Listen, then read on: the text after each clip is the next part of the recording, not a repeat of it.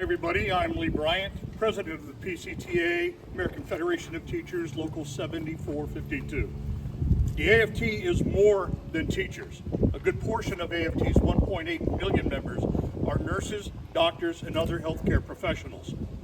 Educators and nurses share the common trait of pursuing careers outside of ourselves for the greater good of society. Alex Pretti was not just an RN. He was an intensive care unit nurse at a VA hospital. As a veteran of the United States Navy, I was a gunner's mate, and the son of a retired Air Force sergeant who was a marksmanship instructor. I have spent many hours at VA hospitals, and I know how extra special those VA nurses are.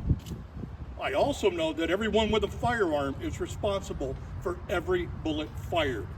Those law enforcement officers that fired those rounds and killed Alex Pretti need to be fully investigated. I also taught high school government for most of the last 30 years. My high schoolers learned that the rights we should all expect: freedom of speech, freedom to protest, the right to bear arms, the right to due process, and the right to be free from unreasonable searches and seizures are guaranteed by the United States Constitution.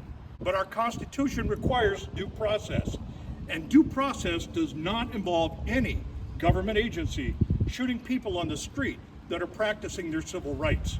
The people of Florida deserve leadership that represents all Floridians, leadership that brings us together and does not divide us using harmful rhetoric, leadership that does not use phrases like, from Representative Luna, "We're witnessing a national reality break where half the country is openly siding with criminal illegal aliens over American citizens and the enforcement of federal law.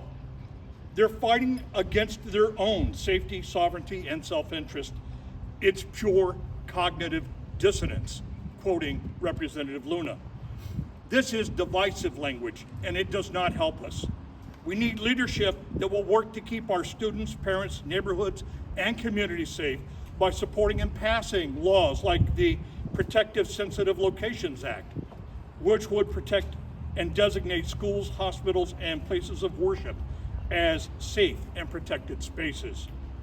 The people of Florida deserve better from our elected officials than they are getting from Representative Luna. Representative Luna, read the room. Thank you.